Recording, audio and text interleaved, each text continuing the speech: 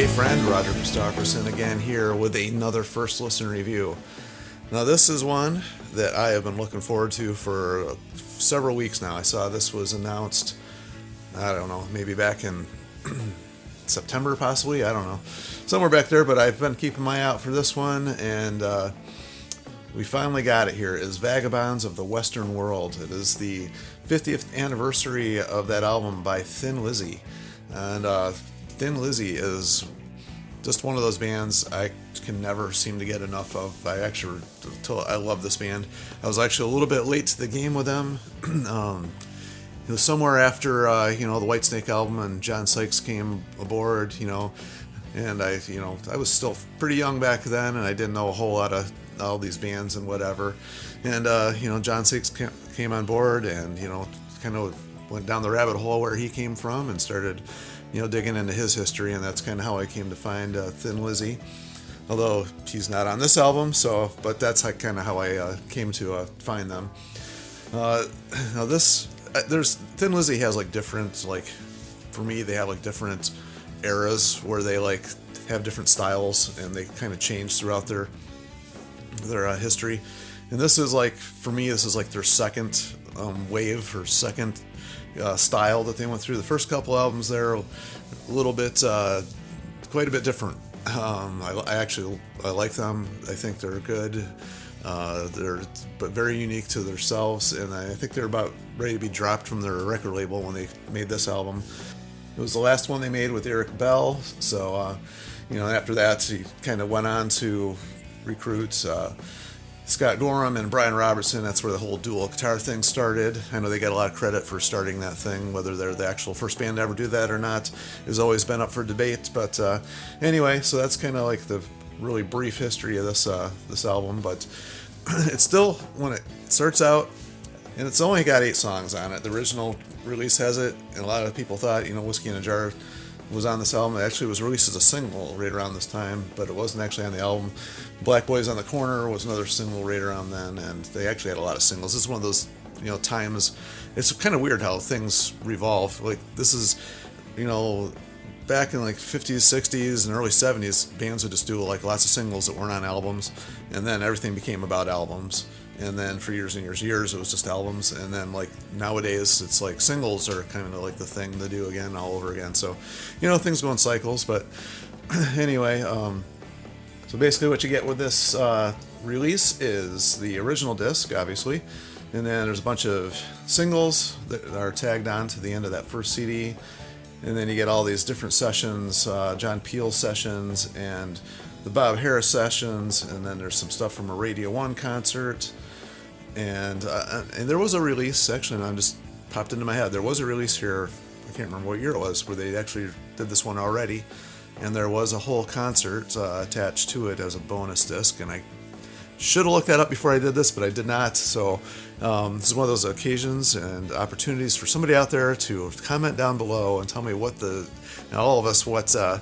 that concert was, because I know there was another release of this with the bonus disc concert on it, and I don't know, I didn't think of that before. But anyway, and then the last CD is a bunch of instrumental versions of the songs and alternate takes, actually just alternate mixes, it looks like, not any alternate takes, and stuff like that. So if you have not heard this album before, it starts out, the first couple songs are kind of in the style of the original two. So this is kind of a transitional type album, but it has the song on here called The Rocker, which was a single for them off of this one. And this is kind of where I think their style kind of changed to a more harder rock type style. And this is maybe the direction that kind of helped lead them into the dual guitar thing.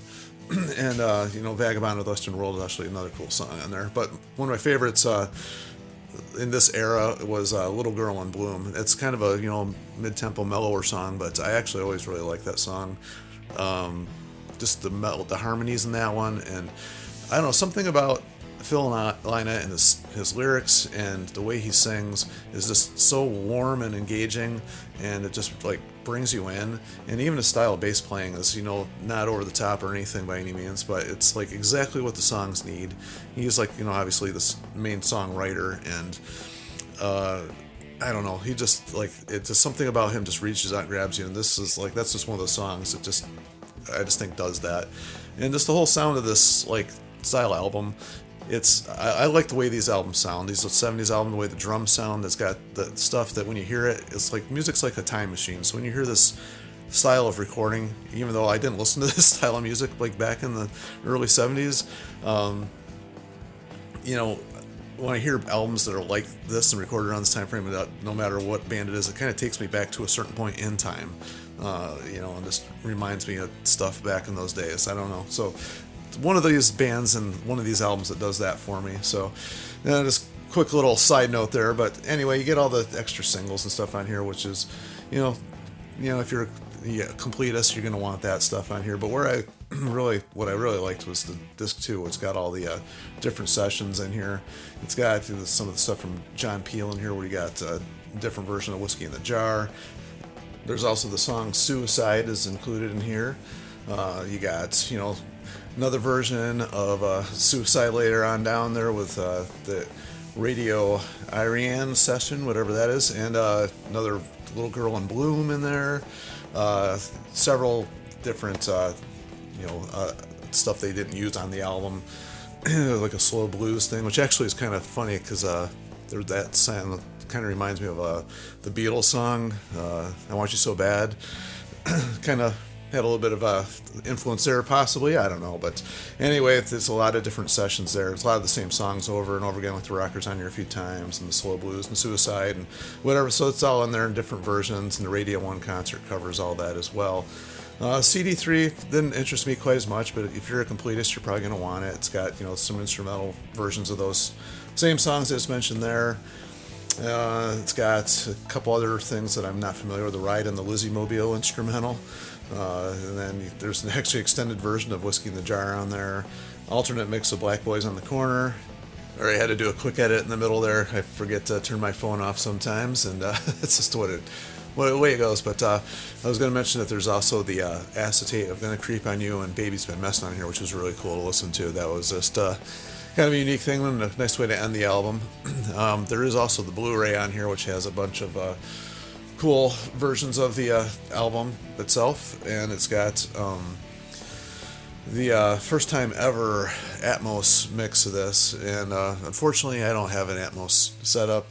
I don't really see that happening anytime in the near future, so it's probably going to be a while before I'm able to listen to that in its full range and everything. So but that's like a quick rundown of it and kind of what I thought of it. The first 2 CDs were really cool to listen to. The third one's nice to have. I probably never listened to that again, but it was fun for a one-time through. But, got to have everything. So anyway, anybody out there, as always, feel free to leave your comments down below what you thought of this if you've heard it. If not, you just want to tell a fun Thin Lizzy story or anything related, always feel free. And like, share, and subscribe. Just keep this music alive. This is one of those bands there that I just hope is around for generations, for more and more people to hear and love like I do. And that's kind of like why I do this. So anyway, talk to you guys on the next one. We'll see you.